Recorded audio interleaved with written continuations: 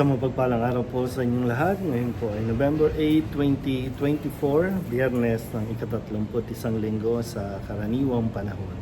Ating pong unang pagbasa at pagninilay sa araw na ito ay hinango mula sa sulat ni Apostol San Pablo sa mga taga-Filipos, chapter 3, verses 17 up to chapter 4, verse 1. Mga kapatid, magkaisa kayong tumulad sa halimbawang ipinakita ko sa inyo. Kami ang gawin ninyong huwaran. Masdan ninyo ang lahat ng sumusunod sa mga halimbawang ito, tulad ng malimit kong sabihin sa inyo. At ngayoy luha ang inuulit ko. Marami ang namumuhay bilang mga kaaway ng krus ni Kristo. Kapahamakan ang kahihinatnan nila sapagkat ang dinidiyos nila ay ang hilig ng kanilang katawan.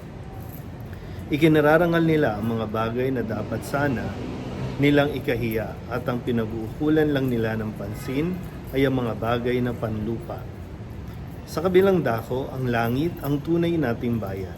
Mula rooy, hinihintay nating may pananabik ang Panginoong Hesus Kristo, ang ating tagapagligtas. Pagdating ng araw na iyon, babaguhin niya ang ating katawang lupa at gagawing maluwalhati tulad ng kanyang katawan sa pamamagitan ng kapangyarihang ginamit niya sa pagpapasuko sa lahat ng bagay. Kaya nga, minamahal kong mga kapatid, aking kagalakan at karangalan na lagi kong pinasasabi kang makita uli, magpakatatag kayo sa inyong pamumuhay na nakaugnay sa Panginoon. Ang salita ng Diyos. Muli po, isang mapagpalang araw sa inyo pong lahat.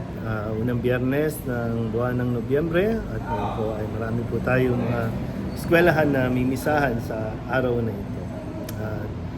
Kahapon po ay shoutout po sa lahat ng mga nasa United States of America sa inyo pong kakatapos lamang na halalan.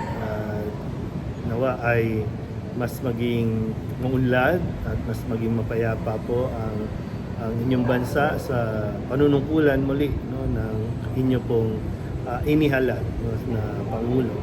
Na napakinggan ko lang po yung kanyang isa sa mga kanyang mga sinabi na muling ibalik yung religion sa buhay ng bawat Americans. Nakita niya at pinapahatid niya yung kahalagahan para sila ay maging great nation ulit, sabi nga, para maging isang great nation ulit, ibalik natin, sabi niya, yung religion and Christianity na nawala sa kanilang society. Napakagandang pakinggan po na sa isang leader, sa isang pangulo na bigkasin ng kahalagahan ng pagkakaroon ng ugnayan o relasyon sa Diyos ng isang nanunungkulan. Sana, at nawa, lahat nga po ng Pangulo, kasi nakakalungkot man, pero yun nga po, sa mentality ng mga Amerikano, parang sa sobrang kalayaan o yung freedom, pati ang religion na compromise. Pag sinabi naman po kasi religion, hindi lang naman ito Catholic na sinasabi, kundi isa puso, isa buhay, kung ano man ang religion, kasi sa Amerika naman ay talagang iba't iba, na nandiyan, welcome lahat, kahit anumang relihiyon o paniniwala mo. Pero ang binibigyan din nga, sabi, yung ugnayan, yung relasyon sa Diyos na siyang napakahalaga para sa isang maunlad o para mas maging maunlad ang isang bansa. Na ngayon ay sa panawagan din ni San Pablo sa kanyang sulat sa mga taga-Filipos na kanyang pinapaalala sa mga tao doon, kung paanong, sabi nga, sundan ninyo yung halimbawa niya na ipinakita niya. Kaya mahalaga din yung kung sino ba yung pinakikinggan natin, sino ba yung sinusundan natin. Sa lengguwahe natin ngayon, yung mga influencer. Maraming mga self-proclaimed life coaches, mga influencer dahil sa kanila pong lifestyle, sa kanilang pamumuhay, mga payo na kanilang binibigay.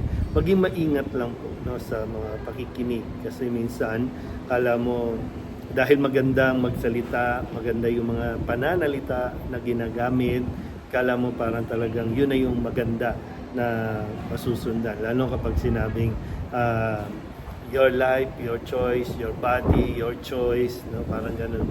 Maganda nga, no? Pero hindi natin lubusan talagang inuunawa kung ano yung nilalaman nung ganung pananalita. Kaya sabi ni San Pablo, manatili kayong sumusunod sa mga halimbawa na ipinakita ni San Pablo na noon ay nag-reach out sa kanila, nagpahayag ng mabuting balita, at sa kanyang pagpapahayag kasabay doon yung kanyang lifestyle, yung kanyang pamumuhay na nakita naman talaga at na natunghayan o na witness ng mga taga-Filipos. Kaya nawa sa ating pong lahat, gaya nga po ng sinabi ng bagong Pangulo o muling pagkakahalal na Pangulo ng Amerika, ay ibalik natin ulit at bumalik tayo ulit sa Diyos. Dahil wala tayong magagawa na anuman, hindi tayo magtatagumpay kung wala ang Diyos sa ating pong buhay sa araw-araw.